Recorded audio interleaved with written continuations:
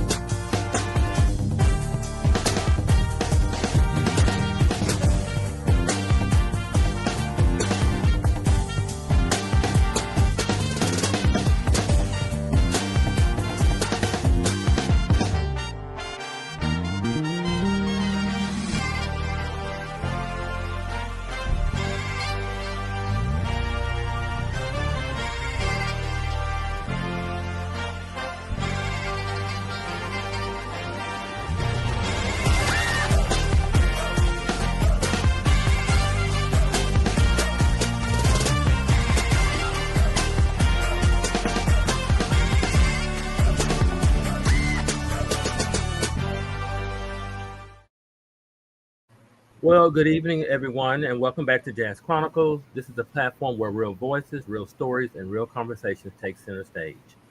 Diva, Zeke, Sharon, how are you guys doing today?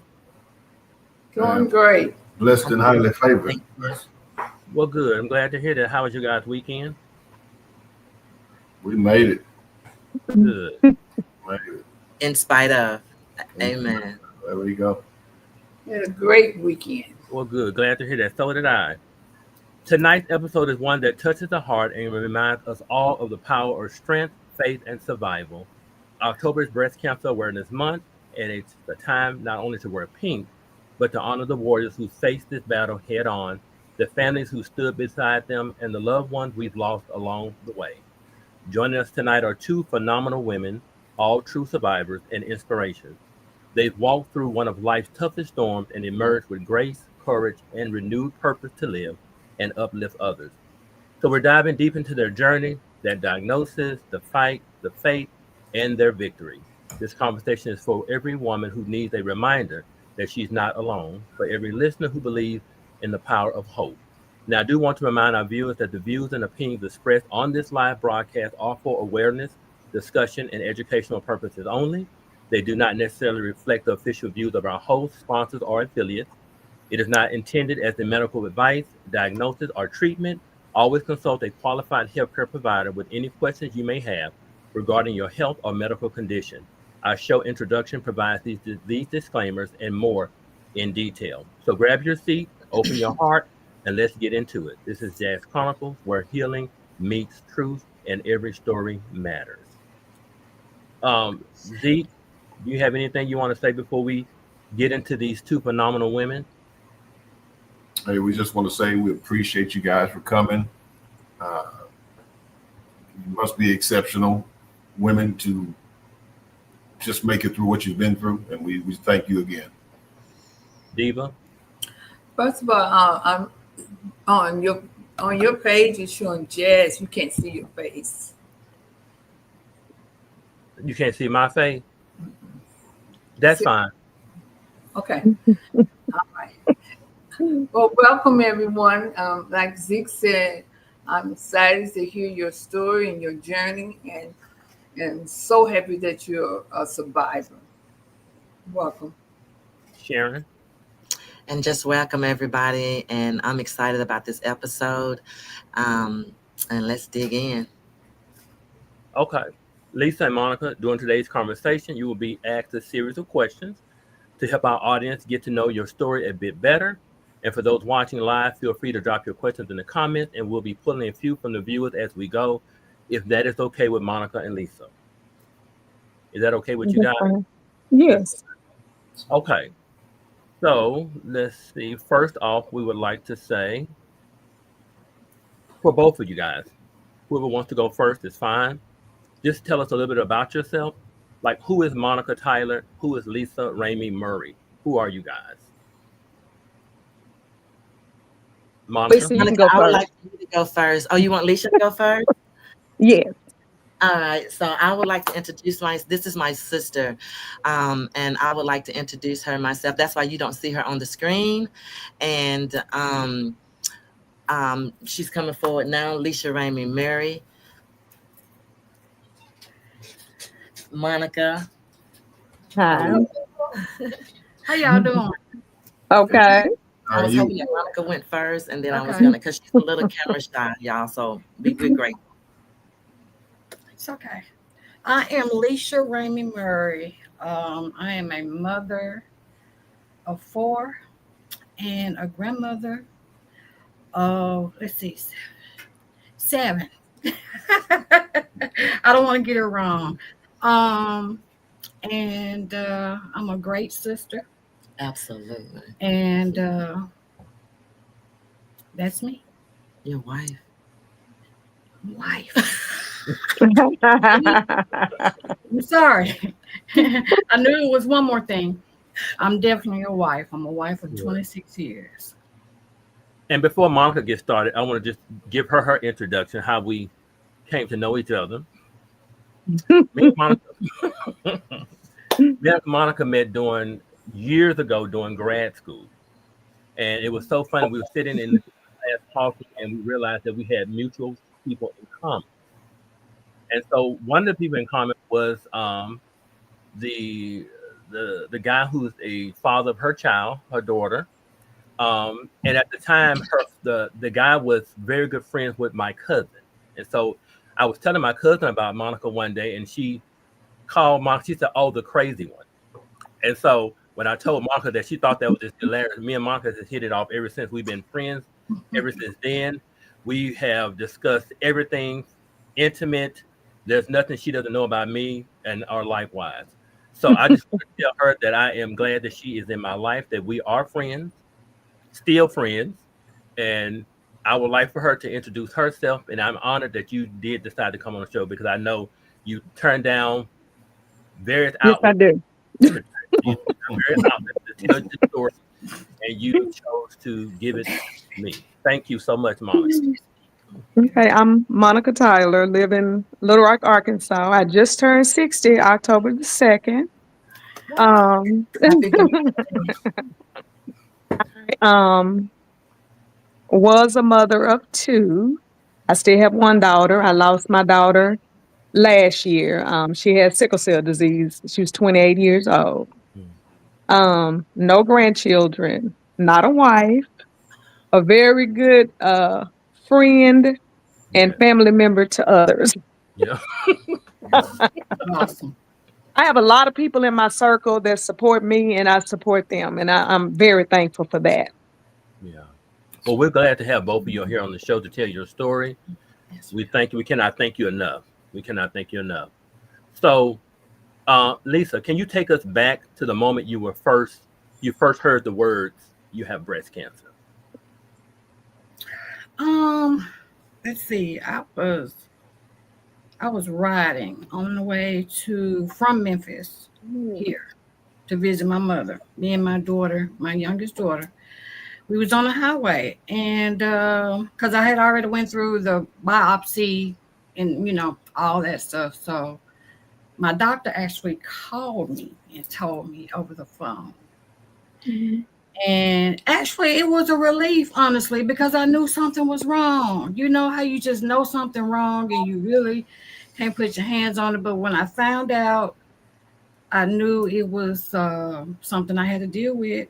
And but it wasn't a sad thing. I don't know why. It just wasn't it wasn't sad news, even with the word cancer. I don't know, maybe it came from some other things I've overcame in the past. So that really was like, long as I knew it was some hope, Right, I was cool with it. right, I knew it was just something I had to go through, right. honestly. And Anthony, what you mean about the other ones, if I may interrupt, we also experienced aneurysm on 9/11. So these are several other incidents that she's had. I noticed that she said that she's a mother of 4. And we wasn't going to even, I don't know if she's going to say anything, but because Monica said so, her son also is she has a deceased son, her only son. And so, like she said, multiple things has before she even was diagnosed with cancer. So I'm very proud of her. Right. Thank you. Well, thank you. Jaren said Jaren is saying hello to everyone. Hey, Jerry. Hey, Jaren. How are you? Thanks for tuning in. And Miss Monica, would you like to chime in on that? Well, yes. My diagnosis was actually somewhat of a shock because the doctor kept telling me that it was not cancer. And so I had to push to see a doctor because to even get the test. Anthony, you remember I came even to where you were working at the time. And then they said that it was not a mass. But I kept pushing and pushing, and they kept saying that it was a milk duct. This went on for maybe 3 months. And so now I was like, well, no, I want to see Dr. Abraham. And even though I went to see her, she said, well, I'm just going to give you a biopsy because they said I kept pushing it. Right. And I actually did have breast cancer. And yeah, after, like I say, I started checking in December. I had the first ultrasound in January, and they said that I didn't have it. And so I just still, like I say, something didn't feel right there. And when she gave me the biopsy, when she called me, it was like at 6:00 at night, 2 days later.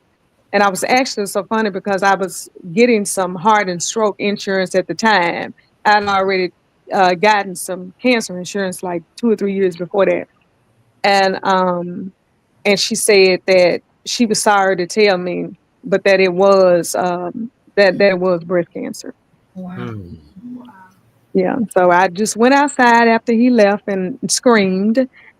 And then I had to get it together myself to be able to call and tell my mother.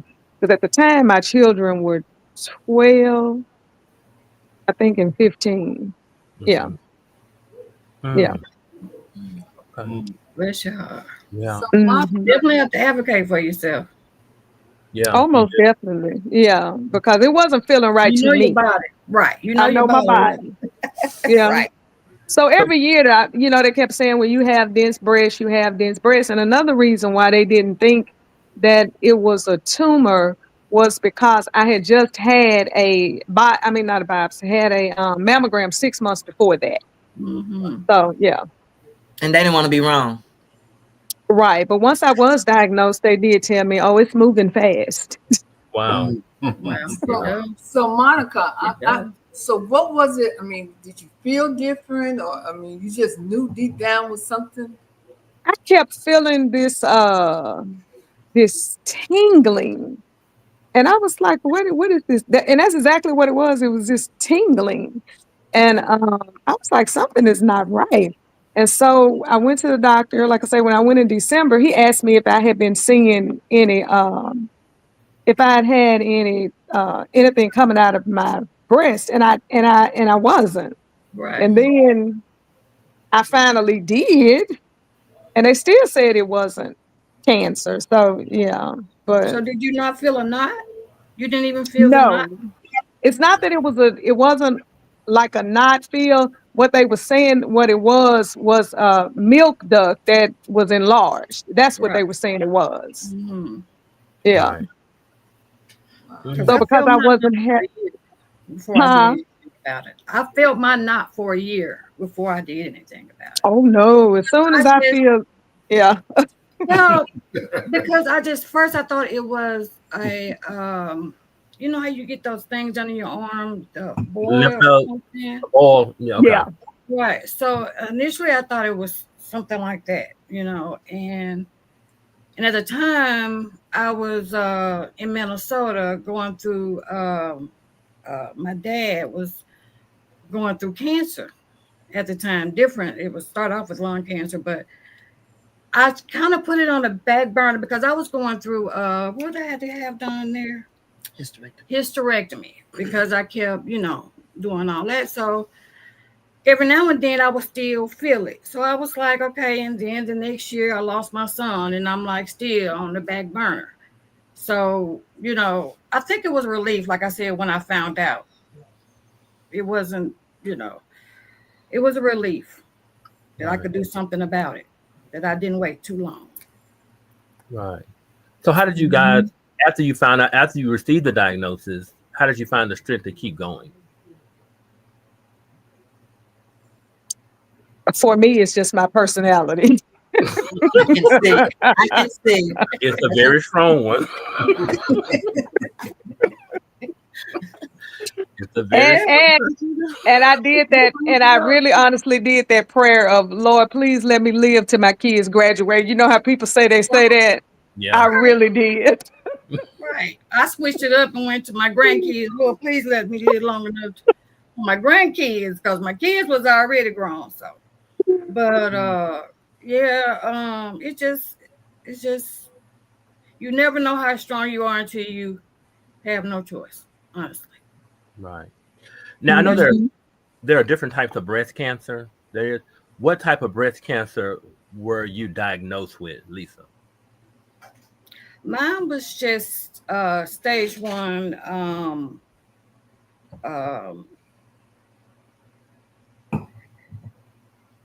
What do you call it? Symptomic breast cancer. I'm kind of. Yeah, you have to look it up. Okay, I can't look it up right now. Well, I'm sorry. Was yours like in the ducts, or? Yes. Okay. I didn't have to have my breast removed. Thank God. I went through just 2 surgeries and 14 days radiation and supposedly lifetime of chemo pills. Okay. But I'm doing a natural thing with that. I'm not taking the chemo pills. Okay. I know this is some of the most common types of breast cancer is the invasive ductal carcinoma. Was one of them? Yes, that's exactly what it was. Okay. Thank you, Anthony. I love the way he look up. He gonna make sure. You hear me? I should have had that already in my head, but no. And Miss Monica, would you like to share that with us? I hope I'm saying it right. Right. I got triple HERS negative 3. Okay. I had 3. And that's not most common. Huh? That's not most common. No, it's not. Yeah. That's why they said it was moving fast. Right. Yeah. So I got diagnosed, I think at the beginning of April, or maybe I got diagnosed in March. Okay. I had my breast removed in April. And when I got diagnosed, they said it was stage 0, but 2 weeks later it was stage 2. Okay. So I guess that's why they said it was moving fast. They said that kind moves fast. Yeah. And like I said, I had both of my breasts removed, and I did 8 rounds of chemo and 35 radiation treatments. Wow. I'm excited about in the months some true survivors, some real survivors. Right. Now, those radiation treatments, what does that entail? Is it just an injection, or is it intravenous where you do an IV, or what? Or PO? What is that? The radiation? Because I know sometimes they say you can get a radiation injection. It's like, or that treatment only lasts like maybe 5 or 10 minutes. And maybe that's for I don't even think it was that long. Right. The setup was longer than the treatment. Right. You just have to, that's the most uncomfortable part, wearing the tubes in your breast. You just have to wear the tube in your breast, so when you go, you just hook up. It only lasts about 10 minutes. Okay. And that's really it. That's not how mine was. They had to make a cast thing, I guess what you call it, for me to be able to fit into.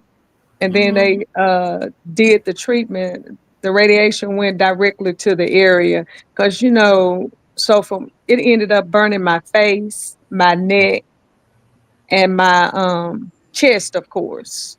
Right. My radiation went all the way through my back. So that's why I still, with the pain that I tell you that I feel now, Yeah. they said that it would never go away because of the radiation treatment. Mm. Wow. Mhm. So, Wow. what was some of the effects that you had from the radiation treatment? Were you tired afterwards, or Yeah. Yeah, I was tired, but they had told me that I would be tired.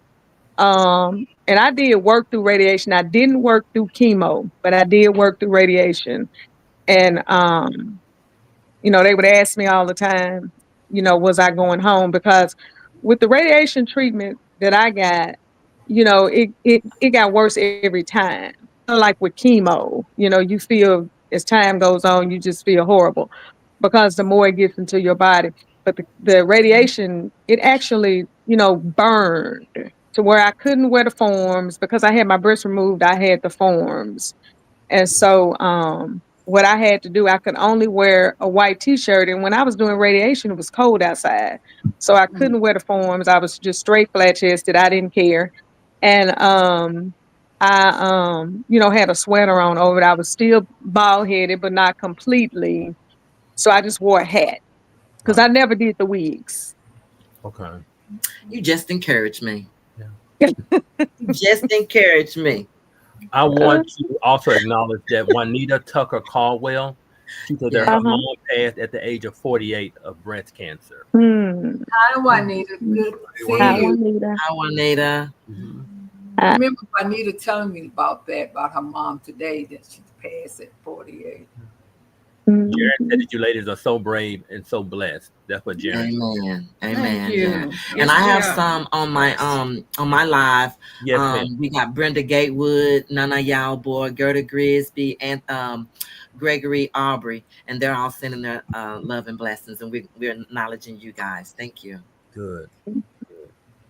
I just want to ask this right quick to the young lady. Monica. Yeah, Monica. Your personality. You said where did you get your personality from? Where was it passed down from? Because you have that, and I was just thinking that we must engulf that and put that in people because you know what I'm saying. Without that, you wouldn't have asked all the questions, all the right questions, and that's why you're here today. Absolutely. I'm gonna say my personality itself probably comes from my mother, but what I do every day in life, I'm an advocate, and so I advocate for other people. So, and I've had to advocate for my daughter, through years throughout her treatment, and so therefore, when I definitely was, feeling something was wrong with me, I had to push that. Right. Right. Mhm. Because, and you really do. I'm not, I've met other people that said the same thing because what the doctor kept saying is, you have dense breasts. And I understood that. And they were standing on that 6-month mammogram. And I was like, no, and my mass was actually big. It wasn't a small one. She told me it was the size of a small potato. Wow. Wow. Yeah. Yeah. Yeah, that's what I was just reading. That it in stage 3 it does spread, so that means it's got to be pretty large if it spreads to the other tissue. Like Yeah. Right. I think stage 3 is 2 to 5 centimeters, and stage larger than 2 to 5 centimeters in stage 3. Exactly. I And think see, I have, it took me 2 years, but I do have lymphedema. okay. Mhm. Yeah. Let me ask you this also before excuse me for cutting you off, Alfred. On the while you were going through, did you have that? Did you have that? You say you didn't have was it family or you say you have a faith-based team with your friends or whatever? Where was everybody there for you that you thought was going to Oh, be? yeah. Yes. My mother, when we get sick, she moves in. So she was there with me. She was there for months. Husband dropped off with a suitcase. So, you know, and that's just the truth. And he would come over every day. But and then I had a cousin that, like you were referring to your sister, that I had a cousin that wrote everything down. She was an oncology nurse. Wow. And so we did everything around her schedule. She was off on Mondays, so that's when I had to have chemo.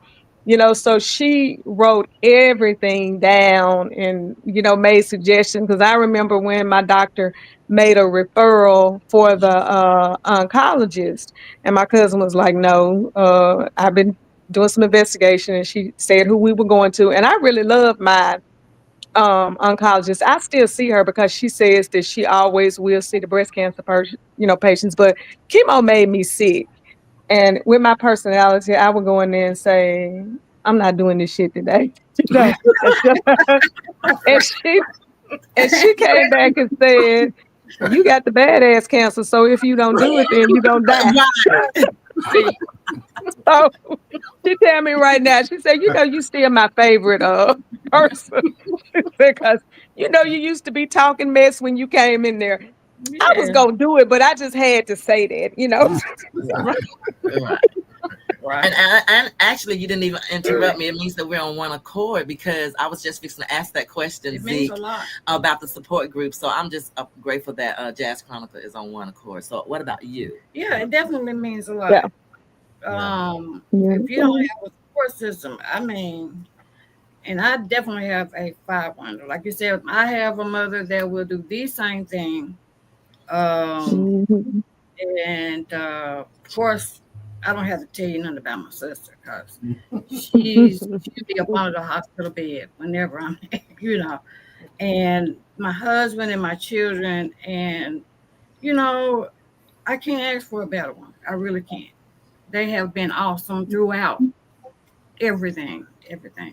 Yeah, and I know of your family, so I know you guys are a lot. It's a lot of you guys, and I know. Yeah. So can you imagine my hospital room? Yeah, I didn't even have to ask that. I already know. And Lisha, I think you can agree with me. You have to be honest with yourself. Yes, you do. Mm-hmm. You have to be honest with yourself, because people will sit there and say God knows what, but you're the only person going through it. So you have to be honest with yourself. Yeah, you're right about that. Mm-hmm. And Miss Janice, you have some survivors in your well, I think you have a survivor and a deceased one, correct? Miss Janice? Oh, I'm sorry. What did you say? I said you have a survivor sister and one deceased from breast cancer, correct? I have my middle sister. She survived breast cancer, and she had one of her breasts removed. Is that Kay? Kay did. And then I have a sister, Daphne. She survived breast cancer, but she continued to smoke. And then she got lung cancer. And she said she just couldn't stop smoking. Yeah. Fast. Okay. All right. We just want to make sure we acknowledge them as well, since we got family on here and we're talking about survivors and stuff. Right. Now, Lisa, I don't know if you had an opportunity to answer the question about how did the treatments do you, like the breast, the chemo, the radiation, and stuff. What was your experience physically and emotionally with that? Yeah, that was the only thing I had, thankfully. But it really, I went on about my day. Me personally, I drove myself some of those days and drove myself home. Right. And it really, and with the chemo pills, I don't even want to know how it does me. I just said I'm doing the health route, the natural route with that, because, I've heard horror stories on that, and I don't want to have to go through that if I don't have to. And I've been feeling fine. It's been 5 years now. Well, good. Congratulations. That's good. Her husband stay on her about that natural remedy, though. I have to advocate. He's hard on all of us. Yeah. I do want to say that Juanita said, I found out last year that I have a muted gene STK11. It makes me very high risk for a lot of types of cancer. And they want to do a mammogram. And right after that, an MRI. And I'm thinking this is a lot. Monica, can you, encourage her? What do you say? Yeah, well, I mean, if that's what they want her to do, she should want to do it as well, because it's not a lot. Finding it early makes it easier. Yes, it does. Mm-hmm. Also, Juanita, because it runs in my family real often, you probably don't know, I have to get it done too. And also, I got too scared. I had to get 2 biopsies. So far, so good. So it's worth doing it. Definitely. And she says she's asking all. I missed it. Did you see it, Anthony? Asking with all the other testings that she have to do, and she's just kind of like frustrated. So it's a lot for her. So, Miss Murray, how can you encourage Juanita? I mean, I do believe in encouraging folks. You're just gonna have to take care of yourself, and whatever that goes with that, you're gonna have to do it. Right. She said So she's not. that I did not want to do, that you don't even want to go through with. If I don't do nothing else, I use their machines to at least find out what's going on in your body, and then you can go from there. Do your own, of course, do your own homework on your options. Once you figure out and find out what it is first, you got to do that. Right. And Juanita, you got a new grandchild, so that should encourage you. So you want to see your grandchild. So, oh, you a brand new grandmother? Brand new grandmother. Now, see, y'all get me emotional because I like this at this present moment. This is a moment where what is much needed, and what I hope that our show means to everybody. My cousin said, Brenda, Aunt Marcella is a breast cancer survivor. I didn't know that. Yeah. I don't know how I missed that, but wow. And Juanita says she has Janice said a grandbaby. But I knew my cancer came from that side of the family. Now, a great grandbaby. Oh, great grandbaby. She has a great grandbaby. That's even. Oh yeah. Well, and Juanita, I don't want to leave out. Let God be God. I don't. Right. Yeah. I don't want to leave him out. It's good for encouragement, but who's the great encourager? And that's God, and that's God through us. So yeah, just stay around positive people. Right. I love Reverend. Yes. Z.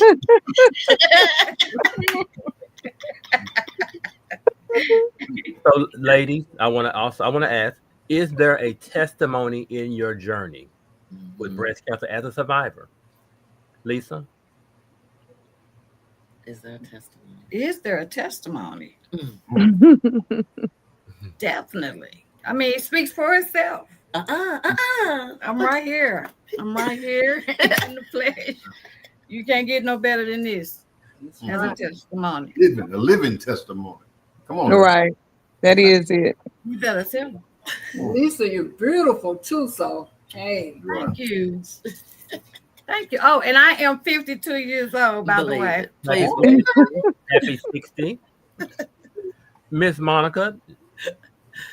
I'm with her. That is the testimony. A lot of people want to know the journey, but when you're asking what the testimony is, it is this. But what I will always encourage anybody to do, and like I said, I came to your clinic, remember, and I got the thing that said I didn't have a tumor, but it was there all the time.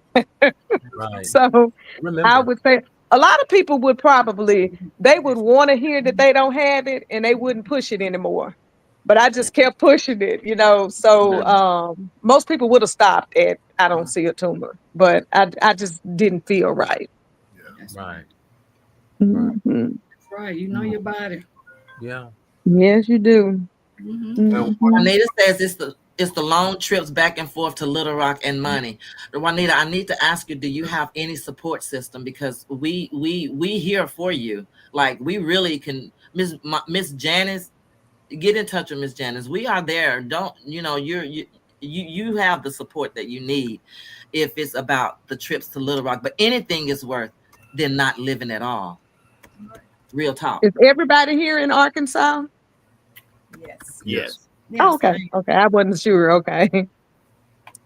Yeah. Miss Janice, ain't Juanita on your friend list, right? And Juanita, you can call. Juanita knows she can call me. Juanita's just hard headed. You know what to do, Juanita.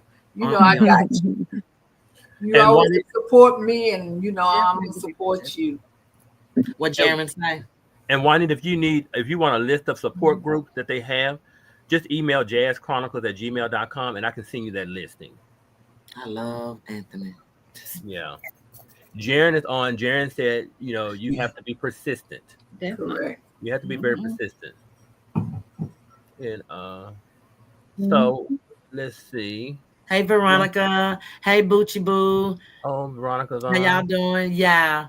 Y'all remember that y'all can link on. That's why I shared it to JAZS Chronicle. I'm trying to get everybody to get to JAZS Chronicle, and we're trying. Yeah. You're right. You're a Taurus. Both of us Taurus. You hard head. Yeah. Now, Monica, and I think you've answered this question earlier when it said that the support system, you have support from family, friends, co-workers when doing your treatment. You answered that question After already. you going in and out.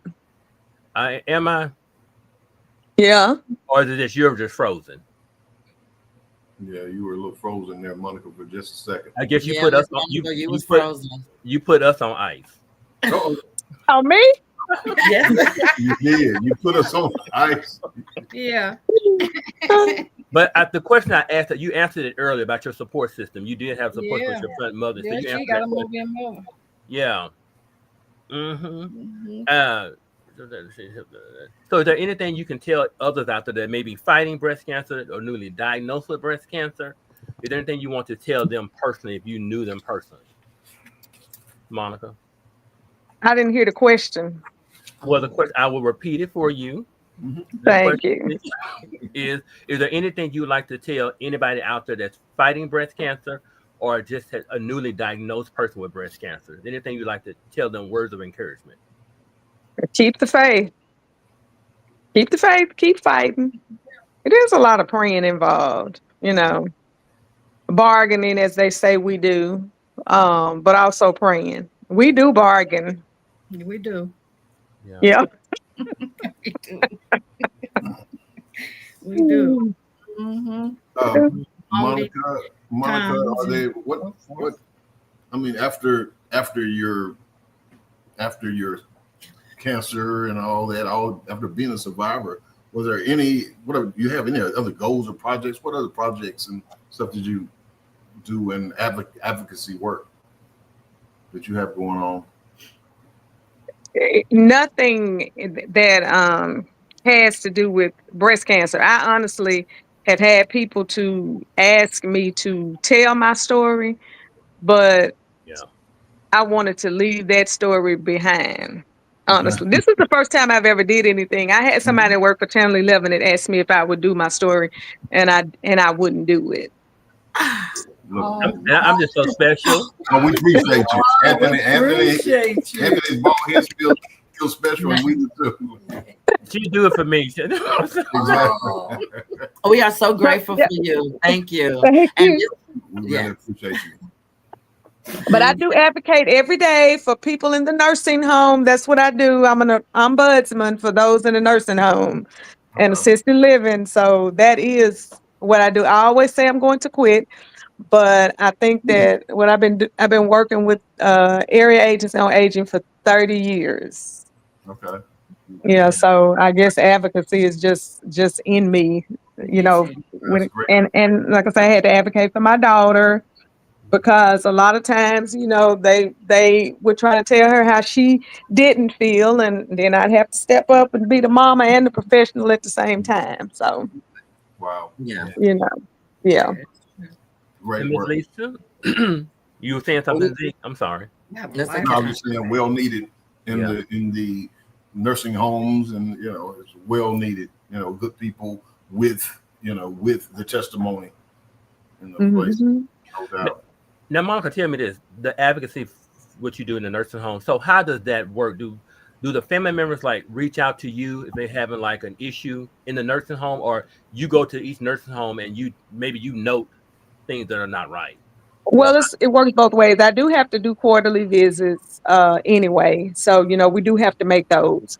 But if we get a call or complaint from, it can be family, it can be the resident, it can be somebody that works at the nursing home. It just kind of depends on what it's about. You would just be surprised at the things people complain about. Okay, that would be number one. And the nursing home world has gotten younger. It's not that, I mean, I am 60, but the nursing home world, a whole lot of it is younger than me. Right. And it's because of lifestyle. So that mentality still comes into the facility with the people that are older. And that is a very big problem because they really don't need to be in a nursing home, but it's just nowhere else to put them. Right. So the patients sometimes suffer. Yeah, absolutely. Yeah. Oh, I'm not saying that. I'm not saying the patient suffers at all.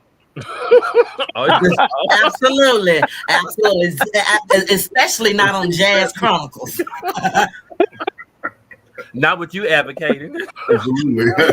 Exactly. No, what I mean by that is the younger people. I have had people in the nursing home as young as 21. Wow. So you know that a 21-year-old don't need to be in a room with an 80-year-old. That's what I'm saying. So Absolutely. that's problems, Okay. right there yeah, that's what I'm saying. So, Jaren said ombudsman advocate for the patient. Jaren, she can't help you. No. So yes, I advocate for the rights of the patient, but I do let my patients know when they done got beside themselves. Right. It's Yeah, only right. It's only right. right. And we would like to, we would definitely like to, because that's something that nursing home it's another passion that we have that we would like to talk about. So we would definitely have to bring you back on the show about advocating for the elders in the nursing home, because that's a subject all by itself. And Jerry said he's been in 8 nursing homes. And so, Jen, we'll have to have you back when she comes back to speak about nursing home advocacy. Because it's definitely a subject that must be must be spoken upon. You guys, I do want to recognize a few celebrities that had died, that have survived and passed away. Okay. Yeah. Olivia Newton-John. Y'all remember her? Yeah. Actually, I believe she was the first one that was diagnosed as a celebrity for cancer, breast cancer. We have Suzanne Sommer, Christina Applegate, and her mother passed away from breast cancer. So Christina Applegate has breast cancer too? Yes. Okay, I didn't know that. Yes. Robin Roberts. Oh, that's the new anchor. Yeah. And then for the males that still survive, did y'all know that Matthew Knowles is a male breast cancer survivor? Beyonce's dad. Yeah, I remember it. Wow. And then when you was talking about the lymph node part, where I wrote his name down because I was reading, Anthony keep us on tack of keeping up with stuff. Montel Williams, remember a long time ago they had said that he had breast cancer, but to come to find out he did not have it. So they removed some of his body parts that was not necessarily need to be removed. Nina Simone and Diane Carroll and Betty Davis. Those are the ones that has deceased with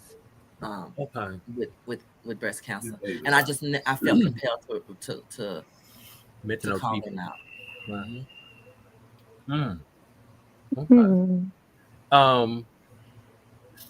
So Monica, if you can describe your journey in one word, what would it be and why? Horrific. And I'm gonna tell you why. Because chemo is one beast. Yeah. And then radiation is another beast. And they are 2 separate beasts. I say that all the time. They are 2 separate beasts. With chemo, you're sick all the time. You can't eat. When it is time to eat again, then it's time to go back to chemo. And everybody, same. I went on Mondays. It was the same people there every 3 weeks. Then you're sick for 2. You're coming back around and able to eat, and then it's time to go back. And each time it got worse. And which they did tell me that. They said it's going to get worse each time. And it did. And with radiation, I never would have thought. When I first started going to radiation, I said, I wonder why people think it's so bad. But when I was burned up, I still have a mark on my back. So I know why everything in between hurts, because they killed a lot of stuff, in order for me to still have a black mark on my back. And you were shooting for my breast, but then for my face to be burned and my neck, I be in pain because, when you look at it, I have a pain that will never go away. And they tell me that it's scar tissue from the radiation. And I can't do nothing about it. You can't take anything for it. I just have to raise my arm. If I'm driving, I have to pull over and get out the car and stand up. But it's something that I just live with. So, Yeah. Lisha, be thankful that you Mm. didn't have to go through all of that. But they said that the HERS 3, the negative HERS 3 is like the worst. And behind that, I had to get a hysterectomy because they said that with that type of cancer, you could also end up getting cervical ovarian cancer. So I had to get a complete hysterectomy, which my cousin says is really called the oof or something. But Right. anyway, so I had to get that behind that as well. I am thankful because early detection. I'm here to say early detection with me. That's why I'm grateful. Um, Hmm. because early detection is key. I'm here to tell you, it's like I'm begging y'all to go get your mammograms and trust yourself and like she said and know your body, and if you know something going on, just keep going for it because it could be just as simple as it was for me. It wasn't simple, but it could have been. I knew it could have been way worse than that. Worse, yeah. Yeah. First hurt, Hmm. I knew offhand it could have been worse than that. And I think And you Juanita, right here talking to me, and mine is nothing compared to Miss Monica. And you know, the month of October, they are still. You can still get those gift cards from the Murphy USA. They got $50, but it's for the month of October only. So, Oh, I didn't we know that. Okay. got a few days in there to get it scheduled and get it in there. Juanita said they should give you something for the constant pain. They cannot. They've already told me that there's nothing that they can do because it's nerve damage and just it's like a big knot. It's just clumped up together. I can feel it. And there's just nothing they can do about it. It's from the radiation. So I just live with it, you know. I'm just glad to be here. Right. Even though my daughter passed and I'm still struggling with that, yeah, I'm glad that I was here Yeah. Yeah, yeah, for her. right. And Absolutely. isn't that amazing that what you struggled, you still have to bury a child? And y'all do know that October month is also losing a child, so you can talk about it as well, Miss Monica and Alicia, because this is our month. yeah. Alicia, we seem to have some things in common, okay, We that do. are not, you know, it's a struggle. It is. Now Mhm. Juanita, this the gift cards are for you having your mammogram done. If you get your mammogram done before October, they will give you a gift card to go to U.S. Murphy, uh, and the gift card is to get gas and whatever at U.S. Murphy. absolutely. Mhm. And Jaron said dead tissue. I'm assuming he was referring to you, Monica, when you said that the mass that you have, the knot, is that just dead tissue? They never described it as that. They just said that it's damage from the radiation. Okay. Mm. And I just want to say that, did you guys know that they said that even though white women are more prone to get breast cancer, black women have a Mhm. higher mortality rate from breast cancer? Absolutely. Right. Yeah. And when I did a little project, Anthony, especially in the Delta areas, they really, for some reason, develop breast cancer. I really don't know why, but they said that they will not get tested. I Well, mean, they go said, for a mammogram. but that's one of the reasons they said that white women is due to a combination of social, biological, and systemic factors rather than Mhm. single causes. And they kind of broke it down and said that black women are more likely to be diagnosed at a later stage. Usually, they're Mhm. diagnosed at a later stage than earlier on, so they're not doing early detection.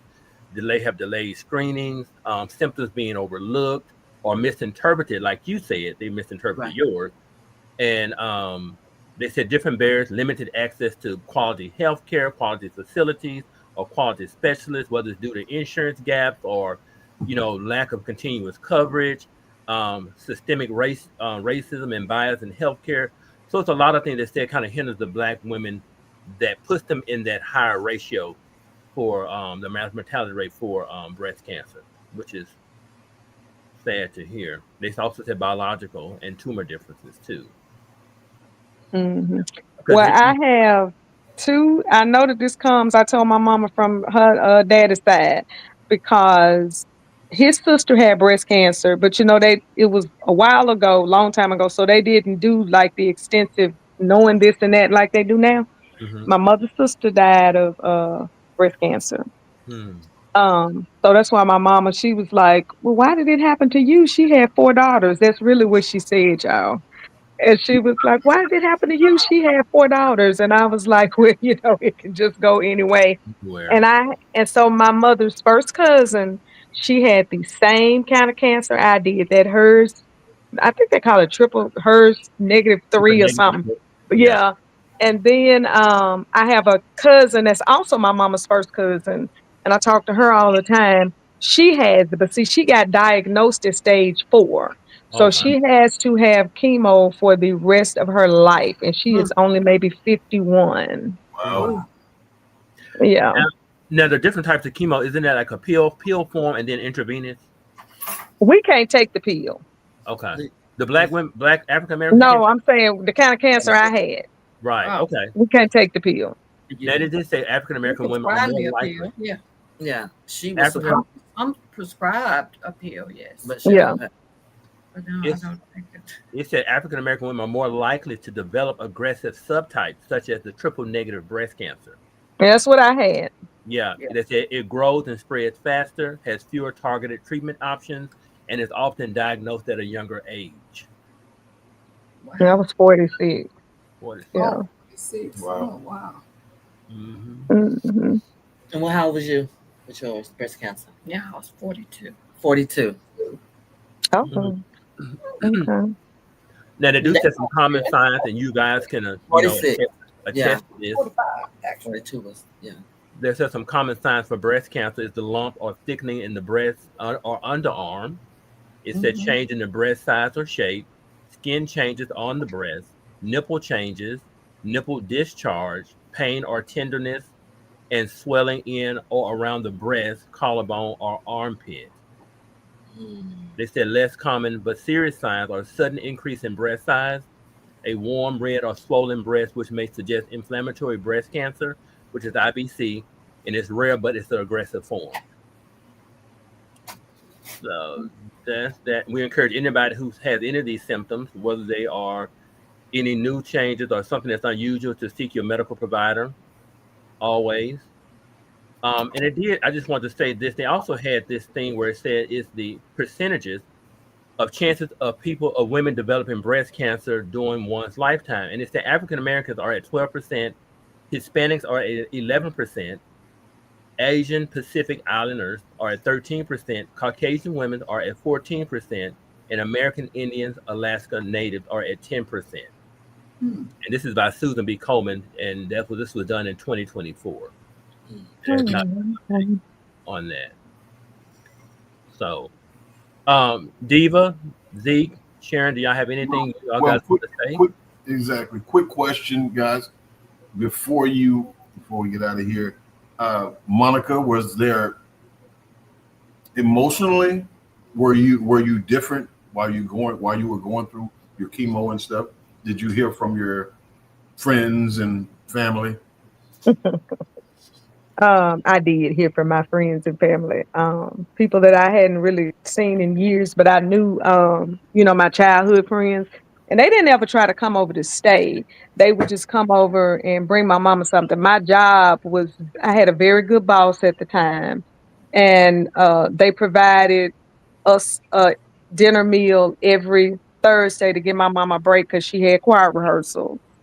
And I just really, and my cousins and everybody, yeah, it was emotional for all of us. Very, my cousins came from out of town when I had the surgery because that's how close we are. And yeah, so but you just have to understand that everything they said wasn't going to happen did. They said I didn't have cancer. Well, I did. They said I wasn't going to have radiation. So the next morning before I got out the hospital, my family knew, but I didn't know that the cancer had spread to my lymph nodes.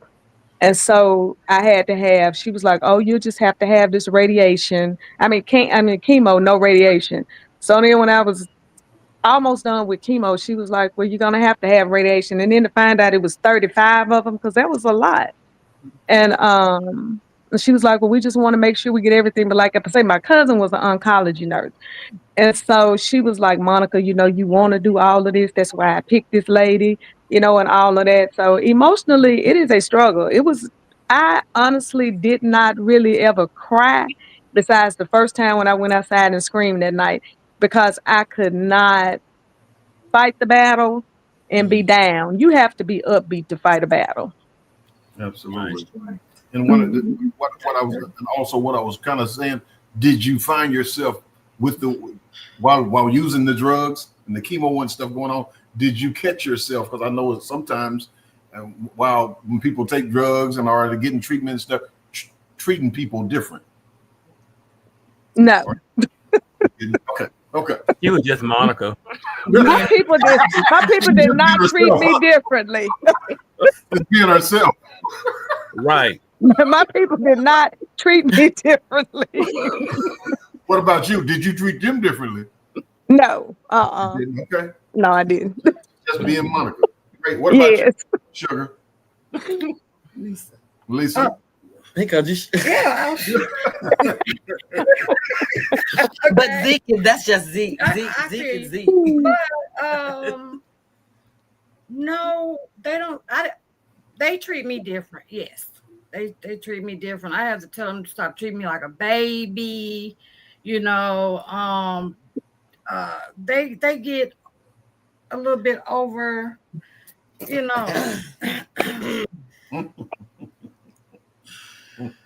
But I'm,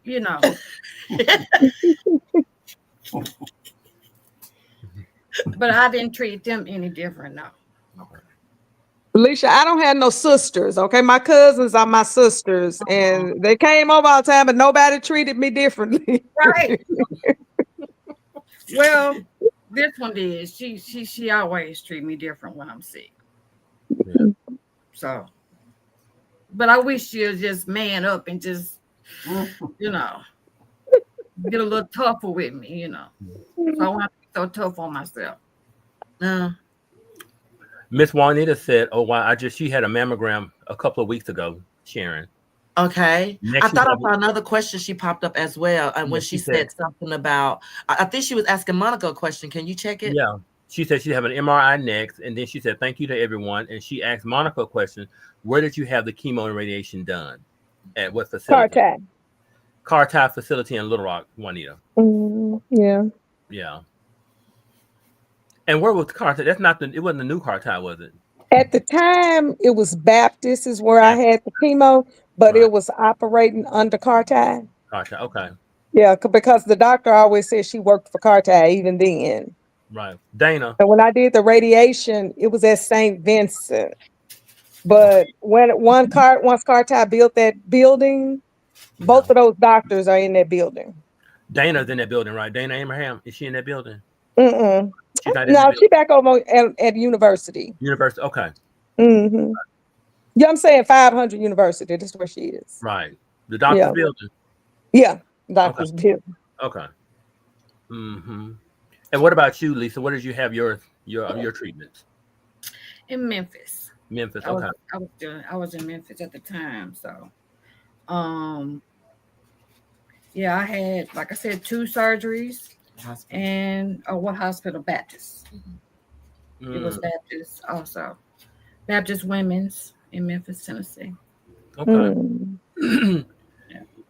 And I had one last question. Now, after your treatments and stuff, I know you guys have been years since that.